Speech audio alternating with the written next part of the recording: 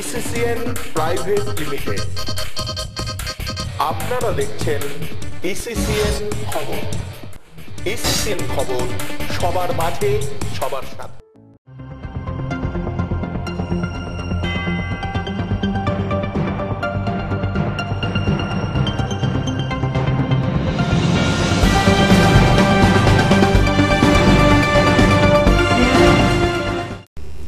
নমস্কার, ইসিসিএন খবরে আপনাদের স্বাগত। আপনাদের সাথে আমি অন্তরা। বিস্তারিত খবরে যাবার আগে শুরুতেই হেডলাইন্স।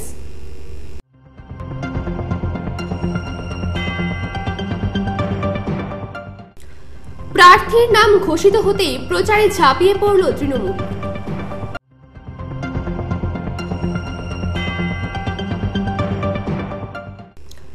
নির্বাচন নির্ঘণ্ট ঘোষিত হওয়ায় পিছিয়ে দেওয়া হলো পঞ্চানন বর্মা বিশ্ববিদ্যালয়ের স্নাতক স্তরের পরীক্ষা।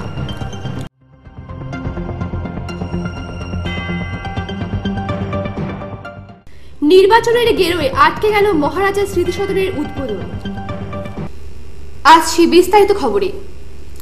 রাজ্যের 42টি লোকসভা আসনে প্রার্থী পদ ঘোষণার সঙ্গে সঙ্গে দিনহাটায় নির্বাচনী প্রচার শুরু করে দিল তৃণমূল কংগ্রেস। কোচবিহার লোকসভা আসনে তৃণমূলের প্রার্থী হিসেবে প্রতিদ্বন্দ্বিতা করছেন একসময়ের বামপন্থী নেতা রাজ্যের প্রাক্তন মন্ত্রী পরেশ অধিকারী। দিনহাটা 2 নং ব্লকের বড়শাকদল এর ঝাপুরা আমতলার প্রাথমিক বিদ্যালয়ের মাঠে মঙ্গলবার সন্ধ্যায় এক নির্বাচনী জনসভা অনুষ্ঠিত হয়। এদিনের এই জনসভায় বক্তব্য রাখেন রাজ্যের বন উন্নয়ন নিগমের চেয়ারম্যান তৃণমূল নেতা বিধায়ক উদয়ন গুহ, বড়শাকদল গ্রাম পঞ্চায়েত প্রধান তাপস দাস, ভবরঞ্জন বর্মন প্রমুখ। জনসভায় বক্তব্য রাখতে গিয়ে তৃণমূল নেতা উদয়ন গুহ বলেন, রাজ্য জুড়ে যে উন্নয়নের কর্মযজ্ঞ চলছে তাকে আরও ত্বরান্বিত করতে হবে। এর জন্য দরকার তৃণমূল কংগ্রেসকে আরও শক্তিশালী করা। এর জন্য তৃণমূল প্রার্থী পরেশ অধিকারীকে জয়ী করতে সমস্ত স্তরের মানুষকে এগিয়ে আসতে হবে। কেন্দ্রের বিজেপি সরকারের কঠোর সমালোচনা করে উদয়নবাবু বলেন, বিজেপি ধর্মের নামে মানুষে মানুষে বিভাজন তৈরির জন্য উঠে পড়ে লেগেছে। ওরা মানুষকে ভুল বুঝিয়ে রাজ্যে তথা দেশে একটা অশান্তি সৃষ্টি করার জন্য মরিয়া হয়ে উঠেছে। ওদের বিরুদ্ধে সতর্ক থাকতে হবে। তিনি বলেন, ক্ষমতায় আসার আগেই বিজেপি প্রতিশ্রুতি দিয়েছিল যে দেশে জিনিসপত্রের দাম কমবে, কিন্তু বাস্তব অভিজ্ঞতায় দেখা গিয়েছে নিত্য প্রয়োজনীয় জিনিসপত্রের দাম কয়েক গুণ বেড়ে গিয়েছে। নোট বাতিলের নামে ক্ষতিগ্রস্ত হয়েছে সাধারণ মানুষ।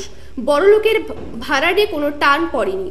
কর্মীদের উদ্দেশ্যে উদয়নবাবু বলেন, আপনারা মানুষের বাড়ি বাড়ি যান, ভোটারদের সঙ্গে জনসংযোগ সৃষ্টি করেন।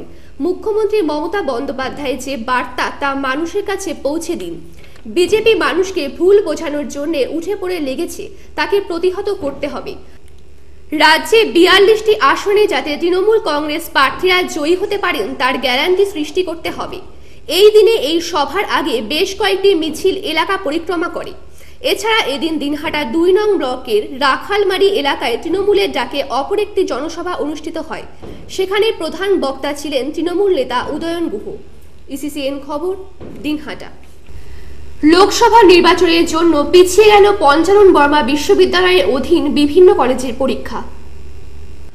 চলতি মাসের 26 তারিখ থেকে এই পরীক্ষা শুরু হওয়ার কথা ছিল, কিন্তু লোকসভা নির্বাচনের দিন ঘোষণা হয় সেই পরীক্ষা প্রায় 1 মাস পিছিয়ে দিয়ে এপ্রিল মাসের 26 তারিখ থেকে শুরু হবে, এমনটাই ঘোষণা করেছে বিশ্ববিদ্যালয় কর্তৃপক্ষ।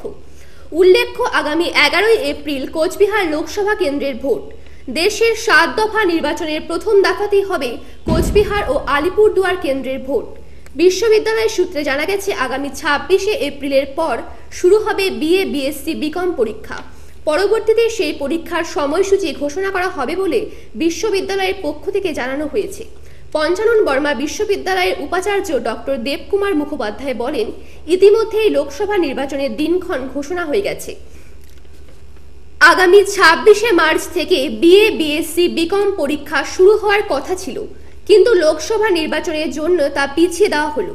প্রসঙ্গত, কোচবিহার ও আলিপুরদুয়ার লোকসভার পরে 18 এপ্রিল দ্বিতীয় দফার ভোট হবে জলপাইগুড়ি, দার্জিলিং ও রায়গঞ্জ লোকসভা কেন্দ্রে। মূলত এই এলাকার ছাত্রছাত্রীরাই এই বিশ্ববিদ্যালয়ে পাঠরত, তাই মনে করা হচ্ছে প্রথম ও দ্বিতীয় দফার ভোট মেটার পরে পরীক্ষা পর্ব শুরু হবে। ইসিসিএন খবর, দিনহাটা।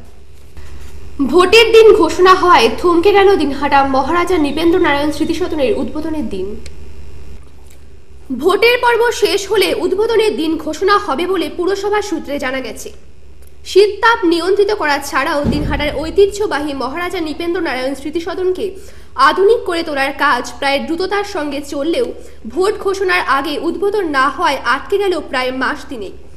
চলতি মাসের প্রথমে অডিটোরিয়ামটি উদ্বোধনের পরিকল্পনা থাকলেও ভোট ঘোষণার জন্য বন্ধ হয়ে যায় বলে পুরপ্রধান বিধায়ক উদয়ন গুহ জানান।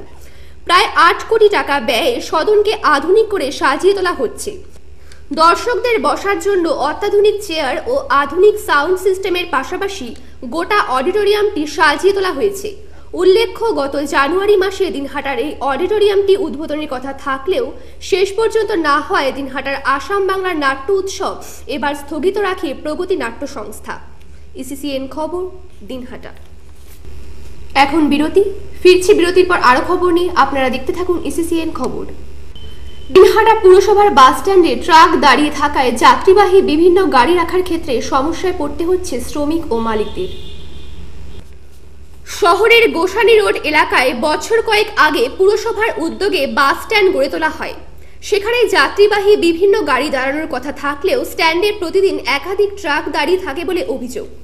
পুরসভার সূত্রে অবশ্য জানা গেছে, সংশ্লিষ্ট স্ট্যান্ডে যাতে ট্রাক না দাঁড়ায় সেজন্য ট্রাক ইউনিয়নের পাশাপাশি প্রশাসনের সাথেও কথা বলা হবে। গোসানি রোড এলাকায় পুরসভার স্ট্যান্ডে বেসরকারি গাড়ি থেকে শুরু করে উত্তরবঙ্গ রাষ্ট্রীয় পরিবহনের গাড়ি এসে দাঁড়ায়। সকাল থেকে সন্ধ্যা এই স্ট্যান্ডে ট্রাক দাঁড়িয়ে থাকায় কখনো কখনো বেসরকারি গাড়ি রাখার ক্ষেত্রেও সমস্যা দেখা দেয়। অবৈধভাবে দাঁড়িয়ে থাকা এই ট্রাকগুলোর অন্যত্র সরানোর জন্য বেসরকারি যাত্রী পরিবহন মালিক শ্রমিক সংগঠনের পক্ষ থেকে একাধিকবার প্রশাসন ও পৌরসভার কাছে আবেদন জানানো হয়েছে বলেও জানা গেছে। বেসরকারি স্ট্যান্ডে ট্রাক না রেখে অন্যত্র ট্রাক স্ট্যান্ড করার জন্য পুরসভা ও প্রশাসনকে জানানো হয়েছে বলেও তৃণমূল শ্রমিক সংগঠনের বেসরকারি যাত্রী পরিবহন মালিক শ্রমিক সমিতির নেতৃত্বরা জানান। বেসরকারি বিভিন্ন গাড়ির চালকদের কেউ কেউ বলেন, স্ট্যান্ডে সকাল থেকে এভাবে লাইন দিয়ে ট্রাক দাঁড়িয়ে থাকায় কখনো কখনো তাদের স্ট্যান্ডের গাড়ি রাখার ক্ষেত্রে সমস্যায় পড়তে হয়। সে সময় বাধ্য হয়ে তাদের রাস্তার উপরেই গাড়ি রাখতে হয়। এই স্ট্যান্ড থেকে অবিলম্বে ট্রাক সরানোর ব্যবস্থা করার না হলে বেসরকারি যাত্রী পরিবহনের মালিক ও শ্রমিক সংগঠনের পক্ষ থেকে যৌথভাবে আন্দোলনে নামার কথা বলা হয়। পাবলিক গাড়ি, ট্রান্সপোর্ট, পাবলিক গাড়ি, সমস্ত গাড়ি ছোটো বড়ো এখানে জাম হয়ে যায়। সময়তে গাড়ি রাখার জায়গা থাকে না ট্রাকের জন্য। ট্রাকের স্ট্যান্ড আলাদা করার জন্য অনেকবার বলা হয়েছে, চেয়ারম্যানকে বলা হয়েছে। এই পরিস্থিতি এইভাবেই চলছে। ট্রাক মালিক ও শ্রমিক সংগঠনের পক্ষ থেকে অবশ্য বলা হয়েছে, দিনহাটায় স্থায়ী ট্রাক স্ট্যান্ড না থাকায় কখনো কখনো গোসানি রোড এলাকায় পুরসভায় স্ট্যান্ডে ট্রাক রাখা হয়। স্থায়ী জায়গা মিললে এই সমস্যা মিটে যাবে বলে সংগঠনের নেতৃত্ব জানান। ইসিসিএন খবর, দিনহাটা। গত কিছুদিন ধরে দিনহাটা মহকুমা হাসপাতালে ব্লাড ব্যাংকে রক্তের সংকট শুরু হয়েছে। রক্তের সংকট মোচনে স্বেচ্ছা রক্তদান শিবিরের আয়োজন করল দিনহাটা কলেজের এনএসএস ইউনিট। বুধবার কলেজের একটি ক্লাস ঘরে এই শিবির অনুষ্ঠিত হয়। দিনহাটা মহকুমা হাসপাতালের ব্লাড ব্যাংক ও দিনহাটা ব্লাড গ্রুপ সোসাইটির যৌথ সহযোগিতায় বুধবার কলেজ এই রক্তদান শিবির। উপস্থিত ছিলেন দিনহাটা কলেজের ভারপ্রাপ্ত অধ্যক্ষ ডক্টর অমিতাভ দত্ত, কলেজের অধ্যাপক ডক্টর সূর্যনারায়ণ রায়, কলেজের এনএসএস এর coordinator Mahadev Barman, Dinhata blood group সোসাইটির সম্পাদক উত্তম সাহা, সঞ্জয় মিশ্র, মানুষ সাহা প্রমুখ। এদিনের এই শিবিরে 5 জন কলেজ ছাত্রী সহ 24 জন স্বেচ্ছা রক্তদান করেন বলে উদ্যোক্তারা জানান। দিনহাটা কলেজের ভারপ্রাপ্ত অধ্যক্ষ ডক্টর অমিতাভ দত্ত বলেন, মহকুমা হাসপাতালের ব্লাড ব্যাংকে রক্তের সংকট দেখা দিয়েছে। সংকট মোচন এদিন কলেজের এনএসএস ইউনিটের উদ্যোগে রক্তদান শিবির অনুষ্ঠিত হয়। ইসিসিএন খবর, দিনহাটা। ইসিসিএন খবর এখনকার মতন এ পর্যন্তই। আপনারা দেখতে থাকুন ইসিসিএন খবর, সবার মাঝে সবার সাথে।